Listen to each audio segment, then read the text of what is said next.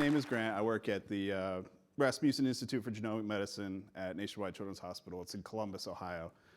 And like Eric said, I wanted to come and talk. I mean, this is as real world an example as you'll ever get, what we're doing here. So a lot of times you'll get folks that aren't from AWS or aren't from another vendor or something that comes in. It's like they want, maybe to sell you something. I actively do not want to sell you something. Like if I could go through my life and see none of you ever come to the hospital with your kid that's sick, that's what I'm looking for, okay? If it happens to be, well, we're here to help and everything. So I'm gonna talk about a big project that we've done for about the past 18 months, what we've learned, very serverless, very event-driven architecture about kids and cancer. So some disclaimers up front, because it's a bit of a research institute, I've got no conflicts of interest, and there's no endorsements of any kind happening here. All right, so now this is the danger part for me for the whole conversation here. Is there anyone out here that's an actual genomic scientist? Well, thank God. Okay, so that is great news, because usually they get really angry with me when I'm explaining how genomics works, because they're like, no, it's not like that, it's like. But since none of you know any better, you can just take my word for it and we'll be good there. I'll then give an overview of the project, our current solution, and then most importantly, what we've learned and what we're gonna do next. So this is Genomics 101, and it's kind of for developers, right? Because that's who we are, our people. And genomics is crazy complicated. DNA is what genomics is about. It is the most beautiful, interesting program ever written that is completely and utterly undocumented. So we've only in the last 20 years got a pretty good idea of what it does, but there's still 75% that we don't know. So it's a huge thing. And this is a great analogy that I like to use. So DNA is like your source code, right? And then we're gonna go back to 8th grade when you had genetics in biology class. DNA goes to RNA, so that's like your object code, your byte code, and then your RNA turns into a protein. Finding a clip art for protein is hard, so I just put a turkey up there as something instead. So that's your binary. That's what actually runs. That's what builds your muscles, nerves, body, that all kind of thing. Now, the source code, the DNA, it looks like this. Billions and billions and billions, not actually letters, A, T, C's, and G's, they're chemicals, but we just have them as letters. Billions in each cell. And there's a red one, that red G. That sort of says that that's a mutation. So that's a variant, as we call it. And if you have even just one in just the wrong place, if you're just unlucky enough, that can cause disease. There's also other complicated ways. But kind of think about it like this. So you can say this two different ways. Let's eat, Grandma, or let's eat Grandma. Okay, one says it's time for Thanksgiving turkey. We're gonna come, it's time to eat Grandma. The other is we're going to eat Grandma, okay? Like you've got early onset zombieism or something like that. So punctuation matters, and that's kind of the same with genomics and genetics. Like the little differences make a huge, huge difference. This right here is a printout of the human genome. So it's like this whole, I don't know why they killed this many trees, but it's in England, it's in a laboratory, and that's all of your chromosomes, a generic person, all printed out. So that kind of gives you the scale and the size of this, of what we're dealing with. We have so much data, it's obnoxious. So I'm gonna explain this like a programmer. We get the data off of something we call a sequencer. So it's about the size of a refrigerator, costs $1 million, very expensive. Blood or tissue or a sample goes in, data comes out. I am simplifying this at an unbelievable level. And that's when the scientists and lab folks get real mad. Magic happens, we get data out. The data is more or less encrypted, right? Because we get about 150 base pairs long, so A's, C's, and G's. And then we get a gazillion of those. So it's just like all in a big ball. So we have to decrypt all that stuff and line them back up to where they go in the real genome. Now, computer science, computer folks are already thinking, it's like, ooh, how would you do that? You think, stop, okay? It's already solved. We know how to do that. It'll drive you crazy. So that's the first step. We get it all decrypted. We come up with a big old aligned file. It's called a BAM file. And then from there, we do a diff. We do a diff of the source code that's from the person versus a reference, or if it's cancer, we do like their blood and a bit of the cancer tissue. So we can see what's different between the genomes of those two things. And then that gets stuffed into a results file. And then we do a get blame, an annotate. So we have all these databases that have all this information about each genomic position in each variant that we know, right? There's a lot that we don't know, but there's a lot we do. And so then now we can decorate these differences. So we know, oh, this one's pathogenic. Oh, this one is with this disease. This one has nothing to do with anything. Then from there, this is where human has to come in. So I'll refer to this a couple times in the talk. You want a human involved, right? This is a medical thing. The machines are great, but you need a knowledge of a very trained person to go through stuff. So they analyze the results and they write a report. That report is then securely copied to the doctor that ordered it. And then the last thing we do is we push de-identified data off to the NIH so that we can share it around the world with researchers and things like that. That was genomics in 5 minutes. Thank you. I appreciate that. All right. The next thing I want to talk about is a molecular characterization initiative. So this was a thing that started a couple years ago at this point. It was a moonshot from the US government. And the idea was that we're very lucky. We're an enormous hospital in Columbus, and we have the capabilities to do this for the kids in our area, in Ohio, Central Ohio. But the government wanted to do it for everybody, for all kids.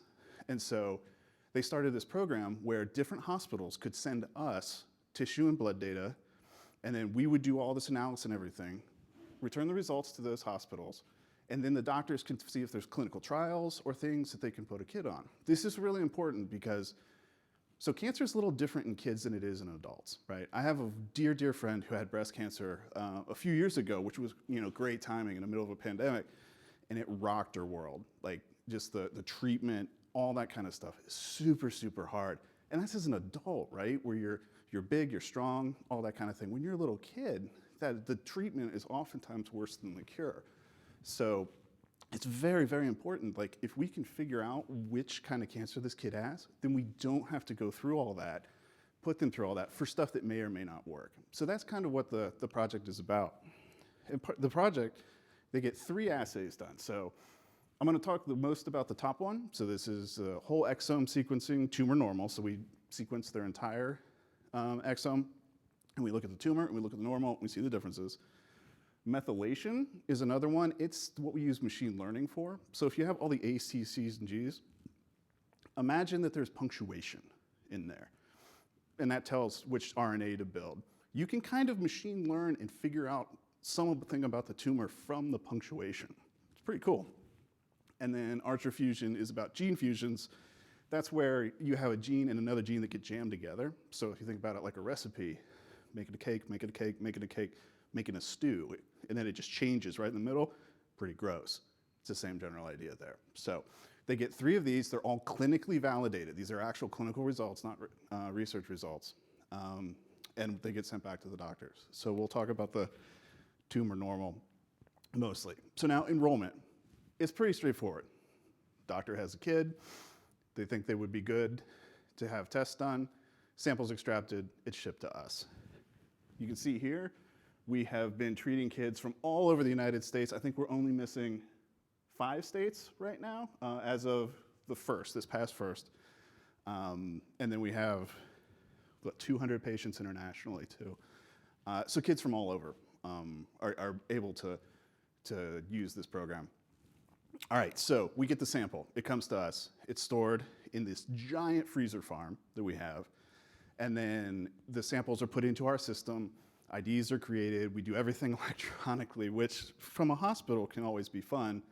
You've all been there. You've had to fax something or something like this. So we've definitely started. We're not dealing with paper anymore. We want to do this all electronically. Not a big deal to you guys. To others, it's amazing. Our lab puts these samples on the sequencers. That's what the the magic that I was talking about earlier. And we enter that sample information into IGMSeq. It's an old application we're actually getting rid of for a new one so that we can know like this sample goes with this one, because you don't want to mix that up, right? You have somebody's blood, somebody else's tumor, you just screwed everything up. The genetic counselors, who are the unsung heroes of the entire operation, these are the ones that talk to the families and things like that. They write up the cases, associate the different samples, like I said. And now, finally, 27 slides in, I have reached the cloud. So that's not too bad as these things go. Now, scientists are funny in how they name things. They name things primary, secondary, and tertiary, literally. That's the names of the analysis. And it's informative. You can tell which one comes after which and everything, but you don't really tell you what it does. So for our pipeline here, we're actually running those three. We call them IgM primary, because we can't name things either. Churchill, because my boss is from England. And then Warehouse, because it's the variant warehouse. And then two other things we do. We publish a clinical report, and then we share the de-identified data. So this happens for every single kid that comes through. One thing I want to point out here, you see the little hummingbird up there. We're a children's hospital, so part of our wayfinding is fun animal creatures. Like you follow the blue line on the thing, you turn left at the statue of the squirrel. That's literally how people get around. So they have, even for our demos and things, they have little animals you can put there. So the hummingbird is going to point out all the event spots in everything that we're doing. And as you'll see, there'll be a whole bunch. So it all starts primary, IgM primary. This, I don't know how many of you guys have ever done this. This is old school style stuff right here. This is not Event Bridge on S3. It's not CloudTrail events on S3. It's the old event notifications on S3. Because when we first wrote this, none of that other stuff existed yet. This is probably, I don't know, 6 years old at this point. And what it does is it kicks off when a file comes in, this run info, that says the sequencer's done, writes it to S3, and this is what kicks off IgM primary, which does some translations of things. So this is in the step function. This one's a little small. I'll zoom in on some other ones, but look at all the birds. There's tons of them. There's the one at the top, there's 4 in the middle, another one, so 7 and 8 of those little suckers that are sending different messages out everywhere. And we use pretty much everything. We started with SQS, because that was what was available, SNS for notifications, and then we finally added Event Bridge because that's the newest and the one that we really wanted to use. So we have different systems listening to this, to the different events that come off of those. And then one of them being IGMSeq, I've got no good picture of it, so I just put a random computer in there. It receives the old SQS message and then kicks off Churchill, which looks real small here. I'll zoom in so we can see it a little bit better. So it's getting an API call. So is it an event? Sure, I suppose, if you want to squint and think about it like that. But it's what kicks off everything else that goes down the pipe. And it sends out at various spots other event bridge messages. You can see my little birds here and there and everywhere. So if we zoom in a little, this first one is dealing with the alignment. So when I talked about decrypt earlier, that's what this is doing. It's going through, and because that's the first thing that has to happen, it's the first thing in the step function. But its output, its decrypted results, can actually be used by 3 or 4 different things, which is where the step function comes in really handy. We do the one thing that's necessary first, and then we have that as the input to a whole bunch of other things we do in parallel. So it calls through into this alignment step function, and it's pretty straightforward. It's a couple lambdas and then a batch job that gets run. We use batch because genomic processing is very, very computationally expensive, particularly these early stages. Remember the colors here that you see. We'll come back to that a little bit. Also notice there's no birds. So this was an early one. We actually have the birds being sent from the top level guy, which I don't really like now, but this is clinically validated software. Changing it for that kind of reason doesn't make a ton of sense, especially since the event's still coming out. Another thing that then uses the BAMs that come out is something called CNV-LOH. So that's if you have a copy number variation. So instead of like one letter being off, you've got a couple copies of gene. Or LOH, you've lost like your dad's version of the gene, right? So that can be important, where if you have a good one and you lost the good one and you're only left with the bad one, that just kind of stinks. But we end up running 3 different pipelines, algorithms on this same thing. So it uses the same input, runs it 3 different ways because we need to look at it 3 different ways. And then it sends a little bird down there at the bottom when it's done. On the other half, so if we zoom back out, we're now way on the right side. This is where we get to the variant calling. So this is the diff part that I talked about earlier. Pretty much the same idea as doing the decrypt part. So we're just discovering what the differences are and then sending the event bridge with my little bird there. And if we dug a little deeper, you can see again, it's pretty straightforward. We have 2 sides to this because one is for if you're just doing one sample, so say blood, and one is if you're doing a comparison, so blood and a tumor. So that's why there's 2 different paths to go down. And then there's a step function down at the bottom that we call directly.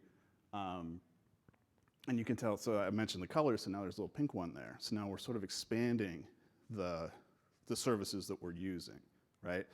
We started with primary, and we actually wrote through secondary, and then we wrote through tertiary, so it's gonna get more and more complicated and neat as we go.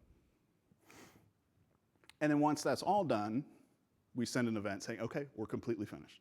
Secondary is done.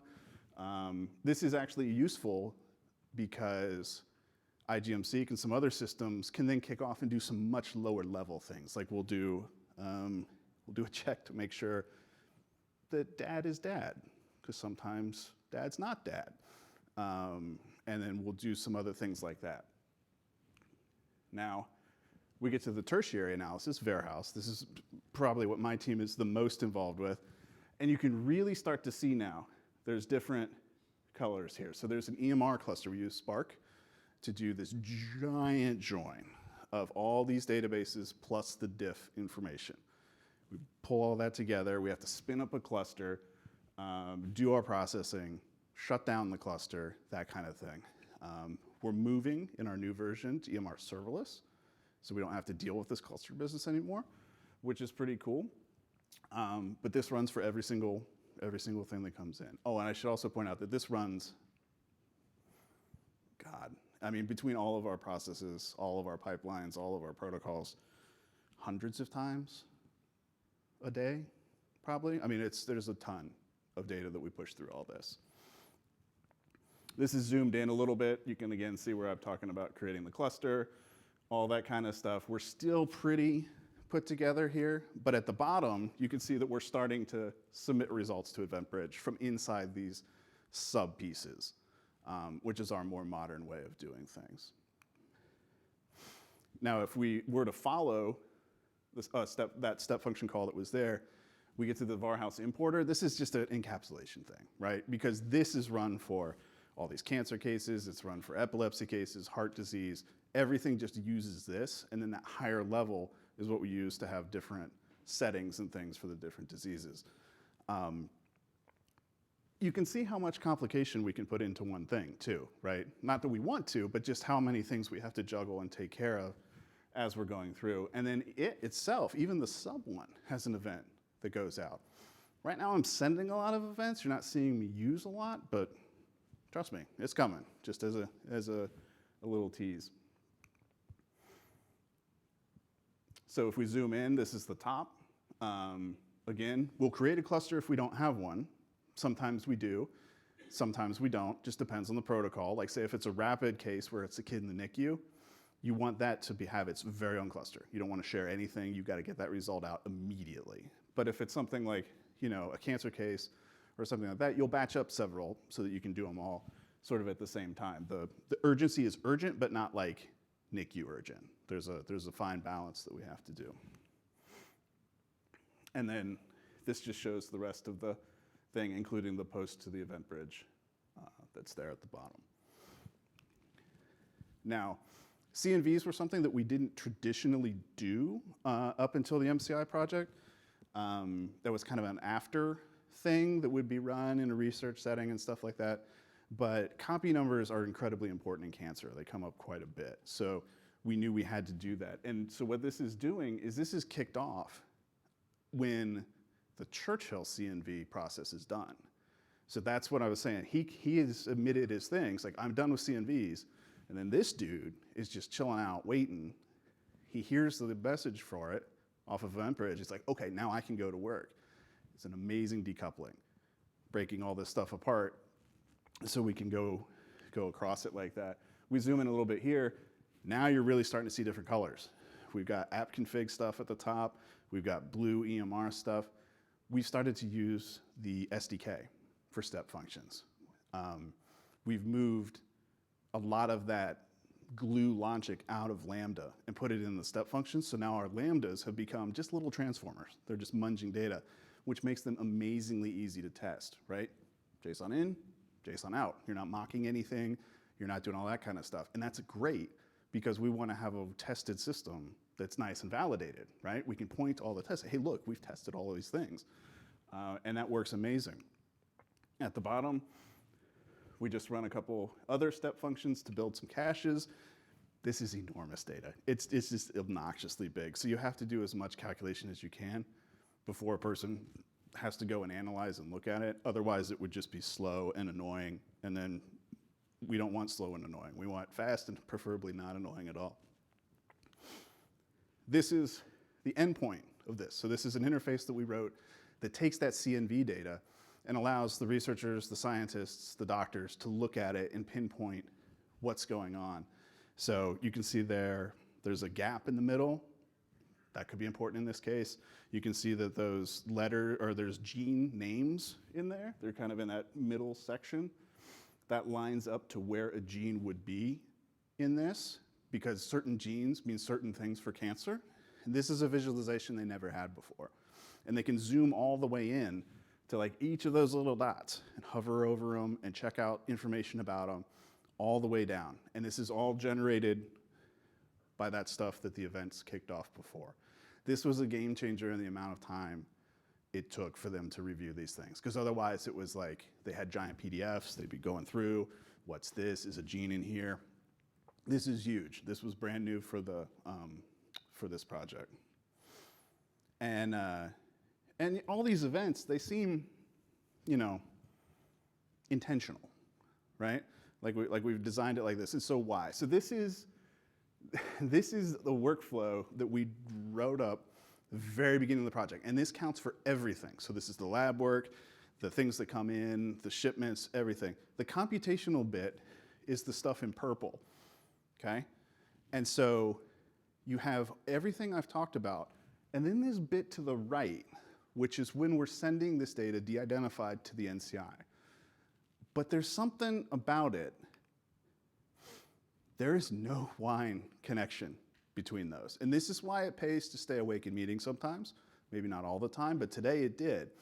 Because I was like, so we need to send all this stuff, and we've done all this stuff, but how do we know which stuff to send? And they're like, oh, you're the computer guy, figure it out. I was like, well, okay, fine.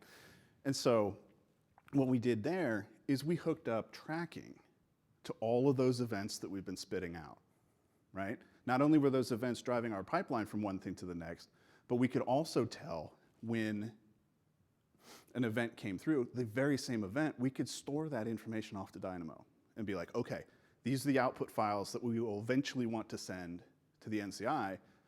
Let's keep a reference to that. We'll match it up with the order ID. Nice database. We can just query it. Now we've gotten rid of that red line. Now we can know this is the stuff we need to send. And we did that using the exact same mechanisms that we did for the actual pipeline. So it's not like it's having force to track, it's just doing it. So this is an example of when we're tracking the variant calls, so the diff results. And it's really simple. We parse some stuff out of the messages and then we just save it to Dynamo. We decorate it with some order IDs. And we can do the same thing for methylation, for Archer, for all kinds of stuff. Like this is even simpler for the CNV stuff that came out. I said there was 3 of those before, so we just map over them. 1, 2, 3. We save them off. And then Varhouse, it's the same way. We're saving all that stuff off. So you can see this pattern emerge. And again, we have not called any of this stuff. This stuff is just listening for the exact same events that the normal pipeline works on. Then we can add stuff later if we wanted to. So, oh, we want to handle it different? Sure, we can change how this tracking's worked, and we haven't touched that earlier pipeline. I cannot emphasize strongly enough how important that is in a clinical environment, right? We want to be extensible. We want to be able to do things. The science doesn't matter that we've tracked it, right? It doesn't care at all. The science cares if we change the pipeline up front that could possibly make a difference in what the results are. So that stuff has validated, tested. It's a pain to have to change that, but that's good. That's what we want. But we also want to have this ability to do things like this. And so we can do this without worrying about the other part. Another example, the CNVs, it's saving the same way. And now we get to interpretation. So this is where we've brought in the humans. So we've got our results, the websites have been done, all that kind of thing. And there's sort of a two-step process. There's variant scientists, and what they do is they go through and they look at all of the variants that have come out. And they're like, okay, I think this one, maybe this one, maybe that one.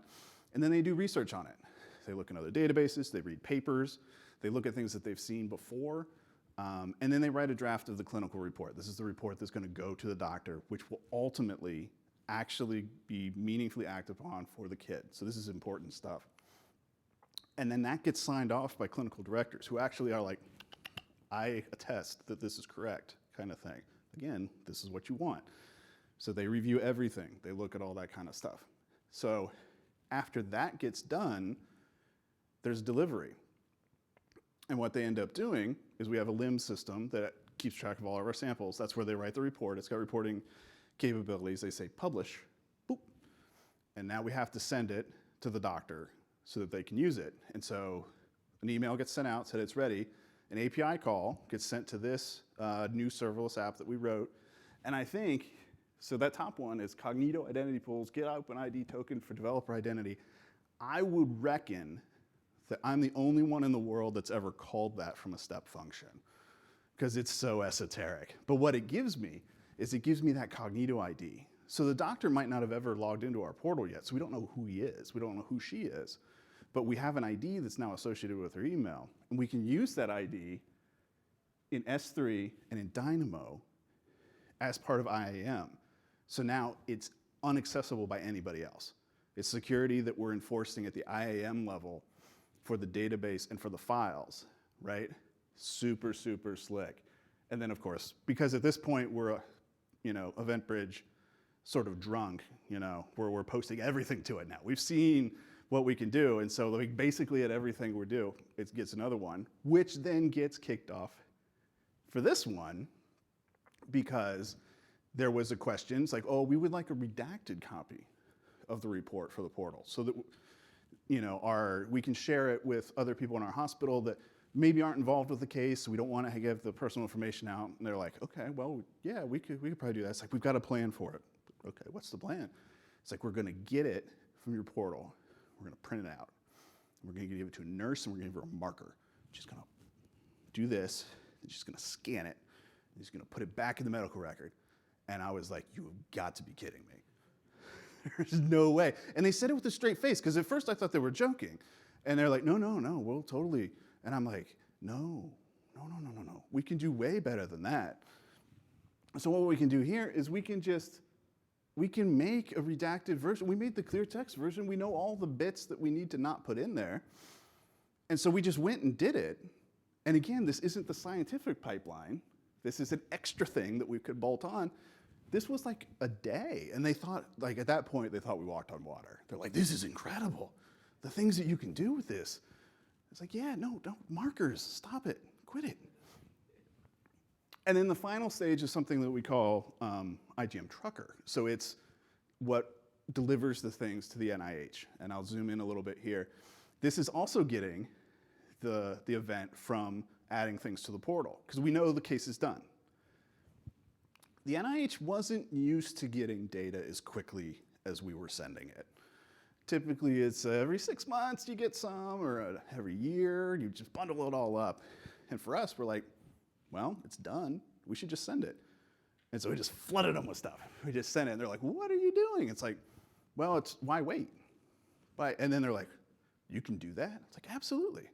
We know exactly when it was signed out. We're just running stuff to de-identify and copy it. This isn't rocket science, you know? It's not even cancer studies. I mean, this is just data moving around. You're like, that's amazing. It's like, well, yeah, you know, it's just events. And so that's what we're doing. We're coming up here, and we're getting the files for this order, and we're like, okay, we've already tracked those. We know where those come from.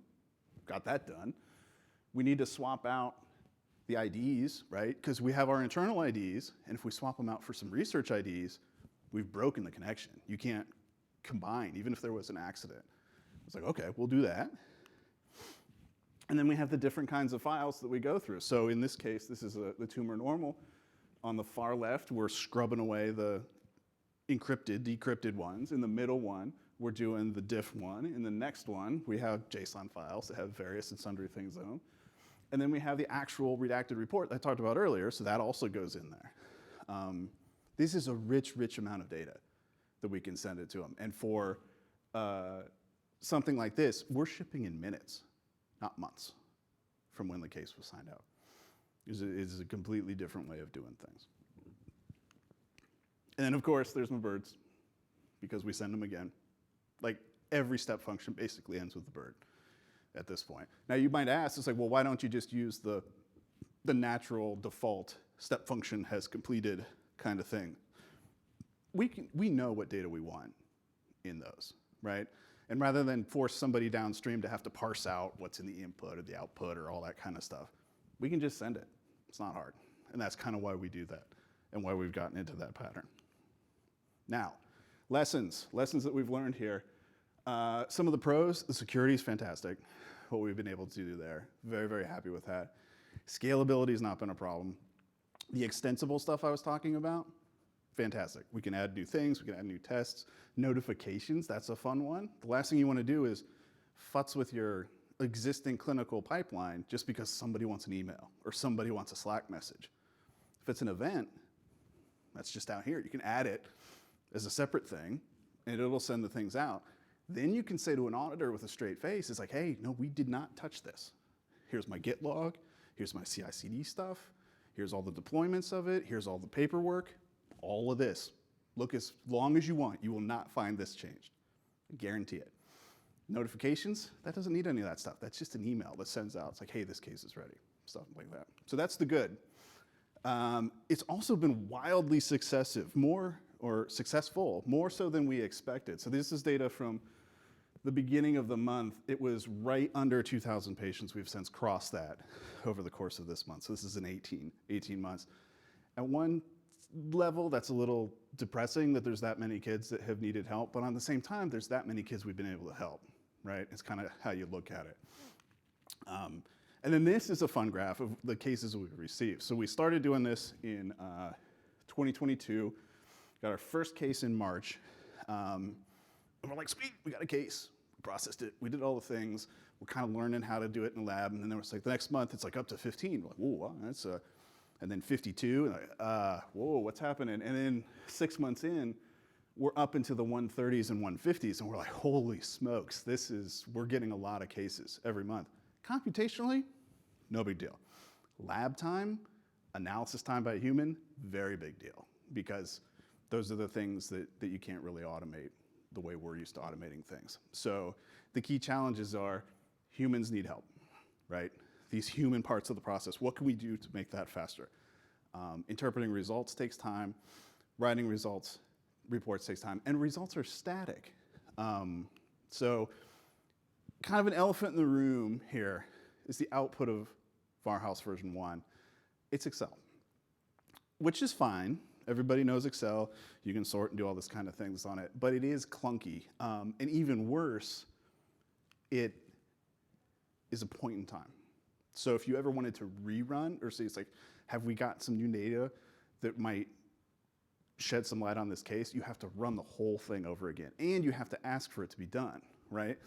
And so that's kind of, can we do better there? Excel is columns and rows, right? Two-dimensional part of the view. If genomics is anything, it's not two-dimensional. All the silly RNA stuff and all that kind of thing. Evidence, oh, and this killed me, is kept in screenshots. sometimes in Excel. So if they find a paper that talks about gene, they'll take a screenshot, stick it in Excel. You're basically just locking data away at that point. Like if you ever wanted to go back later and try to build a knowledge base, that's just a death thing. And then have we seen this set variant before? Right now, it was just a big file system of these Excel documents. Like, okay, drill by gene. Oh, we've seen that one. It's slow, that kind of stuff. So what we're doing now, is we're coming out with Farmhouse 2. I love the logo that we've done. There's a guy on my team, we give him 10 seconds each time there's a new product. 10 seconds, and he can use any MS Paint, Mac, whatever. It's like, you do a logo, we click the button, and he goes. And so that is what we've got this time. You can tell it's the second one because of the 2 and the 2 butterflies. That was the big thing there.